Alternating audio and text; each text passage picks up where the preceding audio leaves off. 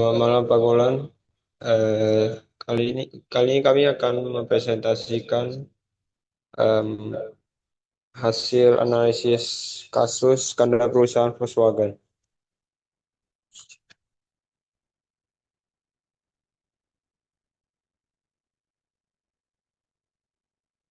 Nah, jadi eh, Volkswagen itu adalah sebuah perusahaan otomotif asal Jerman yang didirikan oleh Serikat Buruh Jerman pada tahun 1937 dan dikenal sebagai salah satu produsen mobil terbesar di dunia.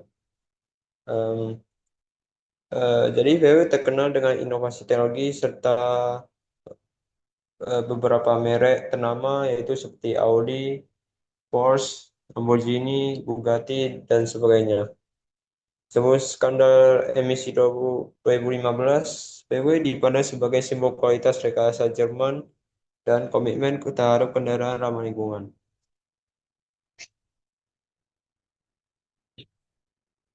Untuk poin satu, perspektif etika utilitarianisme dan deontologi.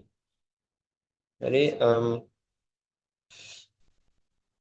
dari dalam sudut pandang utilitarianisme itu, keputusan VW dinilai salah karena dampaknya lebih banyak merugikan meskipun VW berharap keuntungan jangka pendek lewat citra ramah lingkungan. Skandal ini justru menimbulkan kerugian besar. Konsumen tertipu denda miliaran dolar dan dampaknya kesehatan akibat emisi nitrooksigen yang tinggi. Secara utilitarian, tindakan VW gagal memaksimalkan kesejahteraan bersama.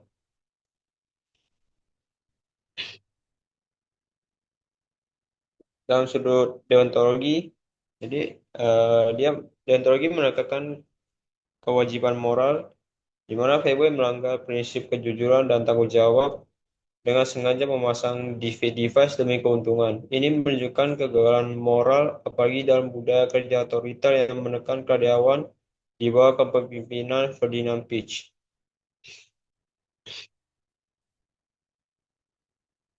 Untuk poin dua, prinsip good corporate governance.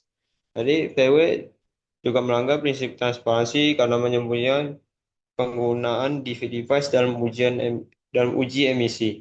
Ini menunjukkan kurangnya keterbukaan kepada publik dan regulator. Selain itu, prinsip akuntabilitas juga dilanggar karena manajemen tidak dapat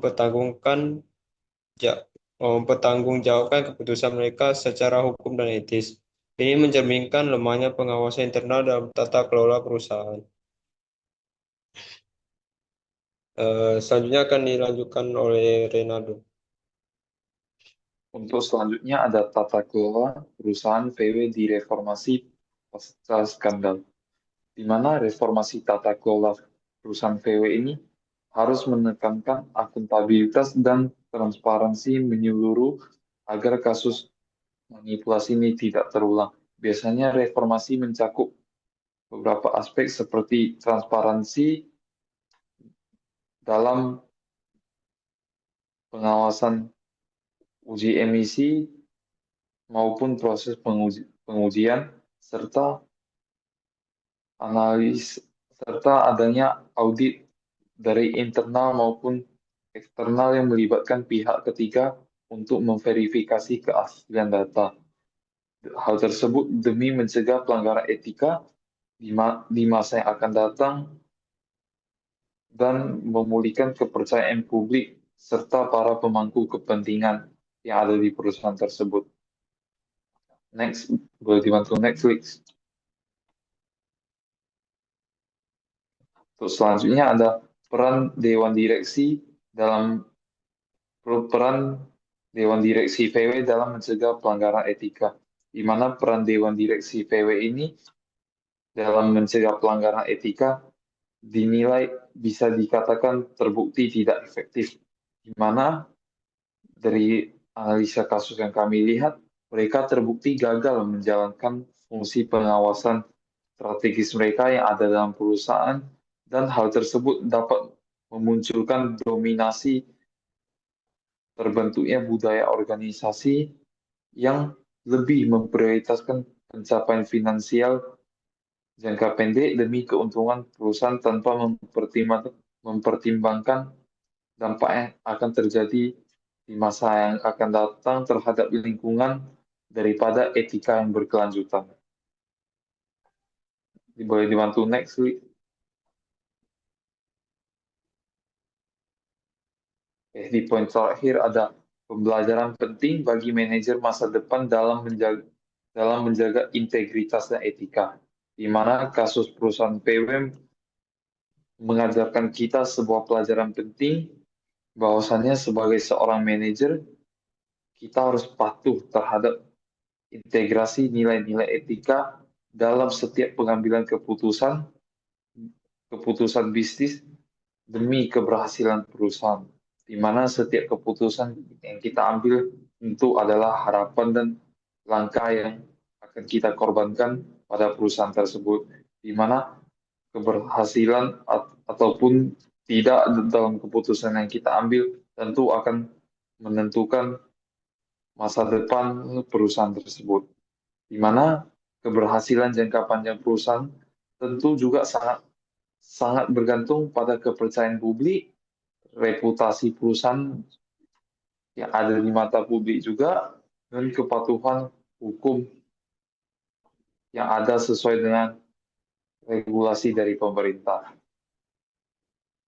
Ya, untuk selanjutnya, saya akan menyampaikan kesimpulan di mana skandal perusahaan VW pada tahun 2015 ini cukup menggemparkan, di mana hal tersebut menunjukkan pelanggaran yang serius terhadap etika bisnis dan regulasi, di mana perusahaan VW melakukan manipulasi uji emisi melalui perangkat defeat device, yang di mana kasus ini menunjukkan bahwasannya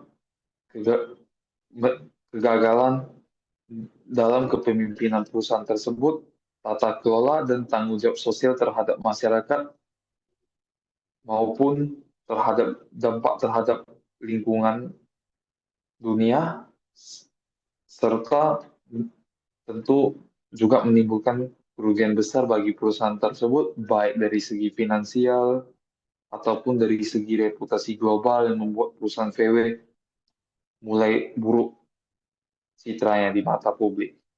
Di mana peristiwa ini mengajarkan kepada kita bahwasannya integritas, transparan, dan akuntabilitas harus kita jaga karena merupakan bagian dari prioritas utama sebuah perusahaan untuk menjaga jangka panjang, untuk menjaga bisnis yang jangka panjang dan berkelanjutan dari perusahaan tersebut.